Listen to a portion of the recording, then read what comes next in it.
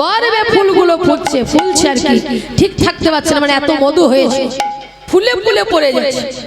ভ্রমর আসছে, গুন গুন গুন গুন গুন করে, গুন গুন গুন গুন গুন গুন করে।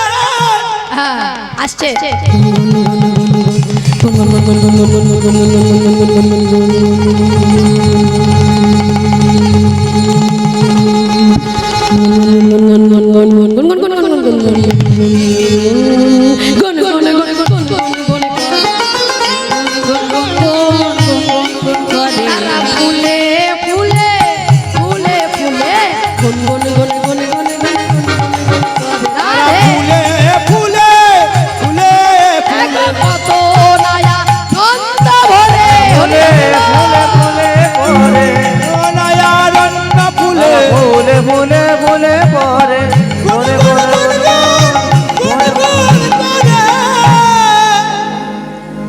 গুনগুন গুনগুন করে আসছে, ফুলগুলা ঠিক থাকতে পারছে না, এত মধু হয়ে যায়। দেখো তারা ফুলে ফুলে ফুলে ফুলে ফুলে ফুলে ফুলে ফুলে, এটা না ফুলে ফুলে পড়ে যাচ্ছে।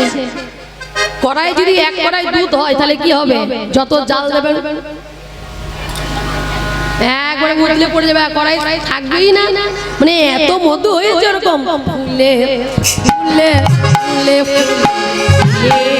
ফুলে ফুলে ফুলে ফুলে ফুলে, এই যে ফুলে পড়ে, ফুলে ফুলে ফুলে ফুলে, তারা ফুলে ফুলে ফুলে পড়ে, ফুলে ফুলে ফুলে ফুলে, মানে এত ফুলে ফুলে উঠেছে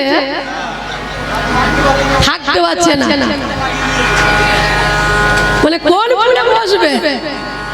ফুল তো সবই ফুটে আছে, এদিকেও ফুটেছে, এদিকেও ফুটেছে, ওইদিকে ফুটেছে, তাহলে কোন ফুলে বসবে? ভ্রমর আজকে সব ফুলে বসবে। এ ফুলে ও ফুলে সবে ফুলে ফুলে ফুলে ফুলে পড়ে, ফুলে ও ফুলে সব ফুলে ফুলে ফুলে ফুলে পড়ে, ফুলে ফুলে ফুলে ফুলে। যাক, সব সময় তো বেশি আনন্দ করা যাবে না, যেগুলো আসল জিনিস সেগুলো একটু করে বলতে হবে। তাই শ্রীমদ্ ভাগবতে ব্যাসদেব গোস্বামী তিনি কলম দিয়েছেন।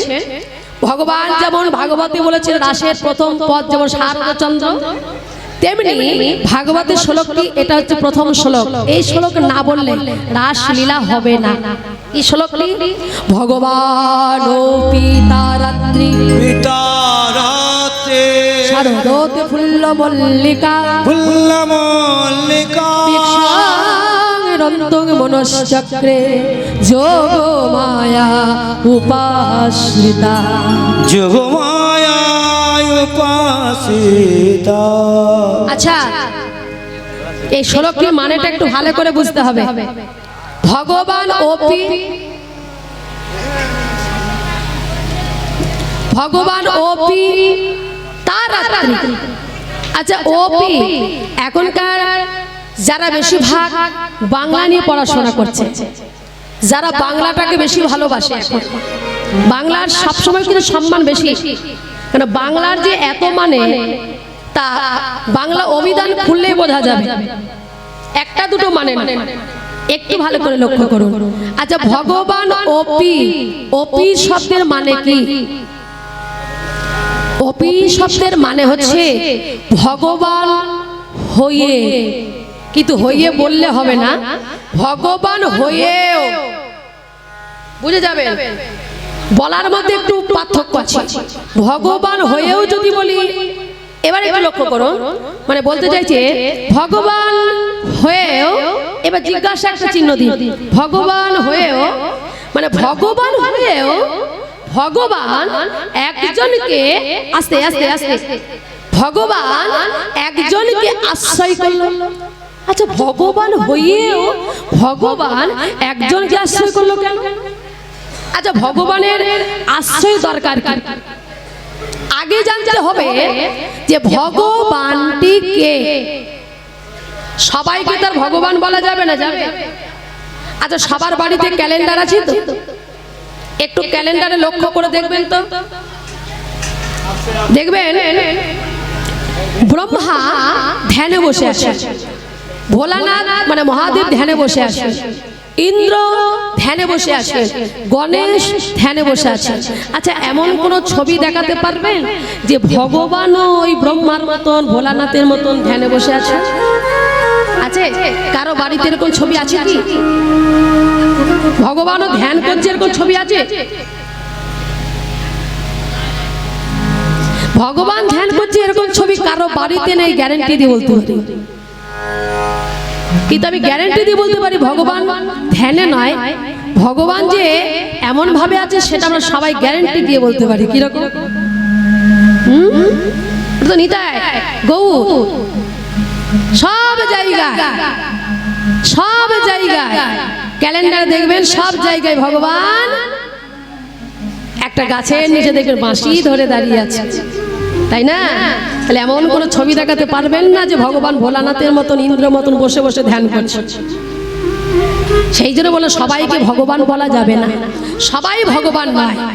যার মধ্যে আছে 64টা গুণ, যার মধ্যে আছে সরৈশ্বর্য, তিনি হলেন ভগবান। সবার মধ্যে 64টা গুণও নাই, সবার মধ্যে 6টা ঐশ্বর্য, শ্রী ঐশ্বর্য বীর্য যশ ও জ্ঞান বৈরাগ্য সবার মধ্যে নাই। কারো 2টো, কারো 4টে, কারো 3টে, এরকম আছে। 6টা পূর্ণ কারো নাই, একমাত্র ভগবানের। একমাত্র তিনি হচ্ছেন ভগবান। একটা গুরুর যদি হাজার হাজার শিষ্য থাকে, আচ্ছা বাবা, হাজার হাজার শিষ্য যদি একটা গুরুর হয়, তাহলে সে হাজার হাজার শিষ্য কি বলবে বলুন দেখি? কি বলবে? আমাদের গুরু ভগবান বলবে না? তা নইলে এত শিষ্য হয়, এত শিষ্য ভগবান হলে এত শিষ্য হয়। রাধে রাধে। ঠিক আছে, হাজার হাজার হাজার হাজার হোক, সে বলতে পারে গুরু তাদের কাছে ভগবান, কিন্তু ভগবান বললে তার হবে না। কে ভগবান? আগে প্রমাণ দিতে হবে এই জগতে একমাত্র তিনিই হলেন ভগবান। তাই ভগবান হয়ে ভগবান একজনকে আশ্রয় করলো। তাহলে একজনটিকে শারদৎ ফুল্ল মল্লিকা বিক্ষংরন্তু মনশ্চক্রে যোগমায়া উপাশ্রিতা। এখানে কিন্তু উপাশ্রিত বলেন, উপাশ্রিতা বলেছে। একটু ভালো করে স্ত্রীলিঙ্গ পুরুলিঙ্গ জ্ঞানটাকে থাকতে হবে। যদি স্ত্রীলিঙ্গ বলা হয় তাহলে এখানে উপাশ্রিতা, আর যদি পুরুলিঙ্গ বলা হয় তাহলে উপাশ্রিত। অন্য লীলায় বুঝিয়ে দিই, অন্য লীলায় ভগবান হন গুরু আর যোগমায়া হন শিষ্যা, অন্য লীলায়। কিন্তু রাসের লীলায় যোগমায়া হচ্ছেন গুরু আর ভগবান হচ্ছেন শিষ্য। তাই ভাগবতের শ্লোকটি খুলে দেখে নেবেন। যোগমায়া উপাশ্রিতা, উপাশ্রিতা তার উপাশ্রিতা কে? আশ্রিত কে? ভগবান। তাহলে আজকের রাসলীলা ভগবানের ইচ্ছায় হবে না, আজকের রাসলীলা হবে যোগমায়ার ইচ্ছায়। কেন? যত গোপী তত কৃষ্ণ। তাহলে যত গোপী তত কৃষ্ণ যদি হন, তাহলে সবার যদি ভগবান মনের বাসনা পূর্ণ করেন, এক গোপী এক কৃষ্ণ, তাহলে এখন ভগবানের কি চিন্তা ভাবনা করার সময় থাকবে? কি চিন্তা করবে? সময় তো নেই, সবার কাছে যেতে হবে, যত গোপী তত কৃষ্ণ। সেই জন্য আজকে তিনি একজনকে আশ্রয় করে নিলেন। হরি হরি বল। আজকে তিনি যা বলবেন তাই করবেন। রাধে রাধে বাবা। যেমন ধরুন এই যেমন রাষ্ট্রপতি, তিনি যা বলবেন এখন তার কথা মতো সকলকে চলতে হবে, তাই না? কারণ তিনি এখন রাষ্ট্রপতি। রাষ্ট্রপতি এখন প্রধানমন্ত্রীকে, মুখ্যমন্ত্রীদের এদের যা বলবেন আজকে তাই করতে হবে। কারণ আজকে তাদের ইচ্ছাই হবে না, রাষ্ট্রপতির ইচ্ছাই হবে। তাহলে আজকে যোগমায়ার ইচ্ছাই হবে, ভগবানের ইচ্ছায় নয়। আজকে যোগমায়া তিনি হলেন গুরু আর ভগবান হচ্ছেন শিষ্য। কি বোঝা গেল? তাই আজকে যোগমায়াকে আশ্রয় করে রাসলীলায় মেতে উঠলেন। কেননা নিজে আচার্য ধর্ম জীবের শিখায়। আমি যদি গুরু না করি, ভগবান বলছেন, তাহলে জগতে কেউ গুরুকরণ করবে না। তাই আগে নিজে আচার্য ধর্ম, তারপর জীব শিক্ষা। তাই চলো, তাই হেরত রাতি ওই ছন ভাতি শ্যাম মোহন মদনে মাতি রে। আহারে আহারে আহারে প্রতিটা পদের ব্যাখ্যা করতে গেলে প্রচুর সময় লাগবে, যেগুলো মেন সেগুলো একটু করে বলতে হবে। এই যে বাবা হেরত রাতি, আচ্ছা এখানে কি রাত্রি বলেছে? রয়াকাত তয়রে ফেলা দীর্ঘি বিসর্গ যদি দেওয়া হয় তাহলে রাত্রি, রাত্রি রাত্রি যদি রাত্রি বলে তাহলে আমাদের মতন 12 ঘন্টা রাত্রি, তাহলে আমাদের মতন 12 ঘন্টা রাত্রির তো ভগবান রাসলীলা করেননি, করেছেন? তাহলে এটা ধরলে হবে না। তাহলে বৈষ্ণব পদাবলিতে তা লেখা নেই, লেখা আছে হেরত রাতি, রাতি। এবং রাত্রির যদি বিসর্গ দেওয়া হয় রয়াকাত তয়রে ফেলা দীর্ঘি বিসর্গ, তাহলে রাত্রির বহু বচন মানে দ্বিতীয়ার বহু বচন মানে বহু রাত্রি, বুঝতে পারলেন? দ্বিতীয়ার বহু বচন, বহু বচন হলে বহু রাত্রি হয়ে যাবে। তাহলে একটা রাত্রিতে ভগবান রাসলীলা করেননি, তাহলে কতগুলো? একটি হিসাবটা নিয়ে নিন। আমাদের যুগ হলো 4টে, সত্য, ত্রেতা, দাপর আর কলি। এই 4 যুগ 994 বার একত্রিত করিলে সেই রাত্রি হয় ব্রহ্মার, ভগবানের একদিন এক রাত্রি। তাহলে ভগবানের যদি একদিন এক রাত্রি হয়, তাহলে আমাদের মায়ার সংসারে কত রাত্রি আছে এখানে হিসাবটা নিয়ে নিন। 429 কোটি 40 লক্ষ 80,000 বৎসর, এটা আমাদের রাত্রির মানদণ্ড। আর এই রাত্রিটা ভগবানের হচ্ছে একদিন এক রাত্রি। তাহলে এরকম আবার 4 যুগ পার হবে, আবার 2 দিন 2 রাত্রি হবে। বুঝতে পারছেন কি অবস্থা? যে রাত্রিতে ভগবান গোপীদের বস্ত্র হরণ করেছিলেন, এটা হচ্ছে সেই রাত্রির কথা। তাই হেরত রাতি ওই ছন ভাতি, ভাতিটা হচ্ছে চাঁদের জ্যোতি। দর্শন গোবিন্দ রঙ্গে গিয়ে পড়েছে শ্যাম মোহন মদনে মাতি। তাই মদন মোহন আজি মদনে মাতিল, মদন মোহন আজি মদনে মাতিল, মদন মোহন আজি মদনে মাতিল, মদন মোহন আজি মদনে মাতিল। বাঞ্ছা পূর্ণ করিবারে লাগি মদন মোহন আজি মদনে মাতিল। ওই বাঞ্ছা পূর্ণ করিবার লাগে দীর্ঘ প্রতিশ্রুতি রজনী হেরে হরি হরি করবারে লাগি, প্রতিশ্রুতি রজনী হেরে বাঞ্ছা পূর্ণ করবারে লাগি, মদন মোহন আজি মদনে মাতিল। মদন মোহন তো একা মাতলে হবে না, তাই গোপীদের ডাকতে হবে। দ্বিতীয় লাইনটায় মুরলী গগন পঞ্চমতাল, মুরলী গগন পঞ্চমতাল, মুরলী গান। মুরলীর গান কি দাদা? মুরলীর গান কি? পঞ্চমতাল। আমাদের যেমন রাগ রাগিনী শিখতে গেলে প্রথমে সারেগামা শিখতে হয়, তা সারেগামার মধ্যে যদি সা রে গা মা পা, 5টা সা রে গা মা পা যদি এই পর্যন্ত ধরা হয়, তাহলে যে কোনো গান রাগ গাওয়া যায়।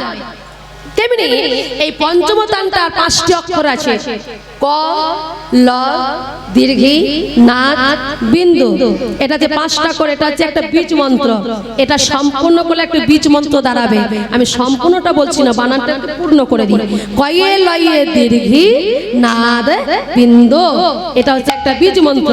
তাহলে কোন বীজ মন্ত্র এটা আর বলবো না, যারা যারা গুরুকরণ করেছেন তারা জানেন, আর যদি বা না জানেন গুরুদেবের কাছে জেনে নেবেন।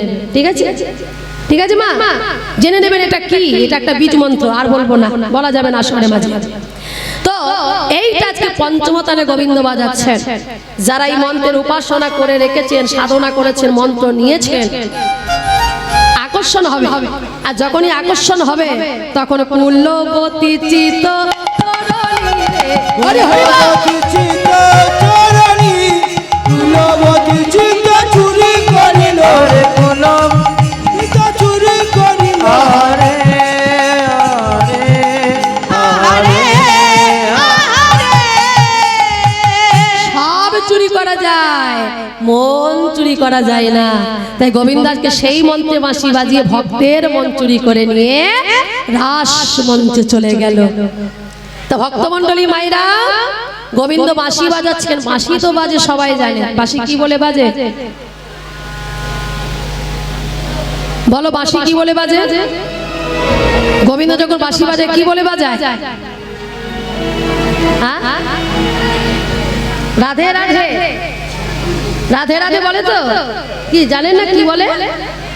হ্যাঁ, গোবিন্দ বাঁশি তার কিচ্ছু বলবে না, ওই সুরধুনির কিনারায় গোটের ডাকাল ওইসব কিচ্ছু বাজবে না। এগুলো ফালতু, এগুলো মন গড়া গান। হ্যাঁ, আমাকে অনেক জায়গায় বলে দিদি এই গানটা গাইবেন। দূর, এই গানটা কেউ লিখেছে? কোন একজন ভালো মহাজন কেউ লিখেছে? সেগুলো গাওয়া যায় না। তাহলে এই যে গানগুলো, এগুলো ভালো করে একটু লক্ষ্য করুন, একটু লক্ষ্য করুন। তাহলে এই যে বাঁশি বাজে, কি বলে বাজে? রাধা রাধা রাধা বলে বাজে, আর কিচ্ছু বাজবে না। মানে বাঁশির এই একটাই দোষ আছে, একটাই দোষ। দিন নাই, দুপুর নাই, সন্ধ্যা নাই, যখন তখন বলে রাধা রাধা। আজ বাঁশি রাধা রাধা রাধা রাধা বলে বাজে, কিন্তু বাবা রাসের বাঁশি কিন্তু রাধা বলে বাজে। অন্য সময় রাধা রাধা বলে বাজে, বা রাধা এসো বলে বাজে, কিন্তু আজকে রাসের বাঁশি কখনো রাধা বলে বাজেনি। জগৌ কলঙ্গ বামদি সংমনহরং, জগৌ অর্থাৎ গান করলে, কলং অর্থাৎ মিষ্টি সুরে, বামদি সং অর্থাৎ ব্রজগোপীদের বাম চক্ষের বীজ, মনোহরং অর্থাৎ মন হরণ করার সুরে গোবিন্দ সবার জন্য বাঁশি বাজালেন। ঠিক আছে, সবার জন্য, আজকে রাধারানীর জন্য একা নয়, সবার জন্য বাঁশি বাজিয়েছেন। তা যেই বাঁশি বাজিয়েছে আর অমনি গোপীরা ছুটে চলেছে। সুনত গোপী প্রেম হিরপি, নত গোপী প্রেম হিরপে, সুনত গোপী প্রেম নত গোপী প্রেম মনহি মনহি আপনা ছবি রে আহারে আহারে